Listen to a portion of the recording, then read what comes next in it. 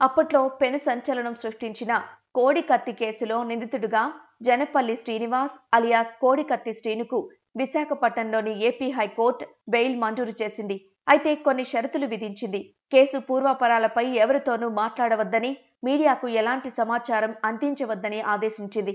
ఇదే విధంగా రాజకీయ సభలు, వేదికలు, ప్రచారాలకు దూరంగా ఉండాలని నిర్దేశించింది. దీంతో 2018 నుంచి జైల్లోనే మగ్గుతున్న శ్రీనుకు ఊరట లభించింది. ప్రస్తుతం ఏపీ సీఎంగా ఉన్న జగన్ 2017 నుంచి ప్రజా సంకల్ప పాదయాత్ర చేశారు. ఈ క్రమంలో ఆయన 2018 ఫిబ్రవరిలో విశాఖ నుంచి హైదరాబాద్కు వచ్చి పార్టీ కార్యక్రమాల్లో పాల్గొనాల్సి ఉండడంతో ఆయన విశాఖ విమానాశ్రయానికి వచ్చారు.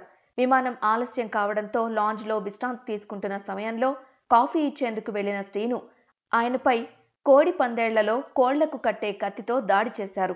దీంతో జగన్ భుజానికి గాయమైంది. ఈ వ్యవహారం అప్పట్లో రాజకీయ దుమారానికి దారితీసింది. జగన్పై హత్యాయత్నం చేశారని, దీని వెనుక అప్పటి ప్రభుత్వ పాత్ర కూడా ఉందని వైసీపీ నాయకులు తీవ్ర ఆందోళనకు దిగారు. ఈ క్రమంలోనే కేసుపై సీబీఐ వేయాలని, కొన్ని రోజుల తర్వాత ఎన్ఐఏకు అప్పగించాలని కొన్ని రోజులు వాద ప్రతివాదాలు జరిగాయి. ఈలోగా నిందితుడు శ్రీనును అరెస్టు చేసి జైలుకు తరలించారు. అప్పటి నుంచి శ్రీను రాజమండ్రి సెంట్రల్ జైల్లోనే ఉన్నాడు. ఈ క్రమంలో ఎన్ఐఏ కేసు విచారణను చేపట్టింది.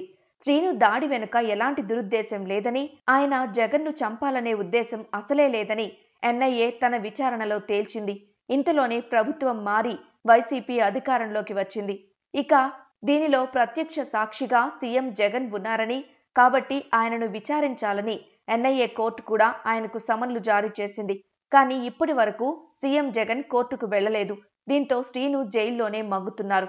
ఈ కేసుకు సంబంధించి శ్రీను కుటుంబ సభ్యులు అనేక మార్లు ముఖ్యమంత్రి జగన్మోహన్ రెడ్డి నివాసానికి వెళ్లి, మీరు సాక్ష్యం చెబితే మా బిడ్డ బయటకొస్తాడని వేడుకున్నారు. కానీ అలా జరగలేదు. ఇలా ఏళ్లు గడిచిపోయాయి. శ్రీనివాస్ రిమాండ్ ఖైదీగానే జైల్లో ఉండిపోయాడు. ఇక ఈ ఏడాది ప్రారంభంలో తనకు బెయిల్ ఇవ్వాలంటూ ఆయన హైకోర్టును ఆశ్రయించాడు.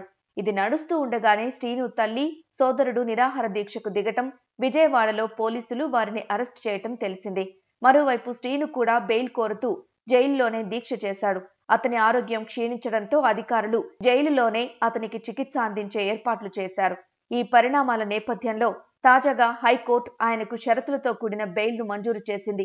బయటకొచ్చిన శ్రీను ఎవరి మీద ఏ బండ వేస్తాడో అని వైసీపీ, టీడీపీ వాళ్లు ఇద్దరూ భయపడుతున్నారు.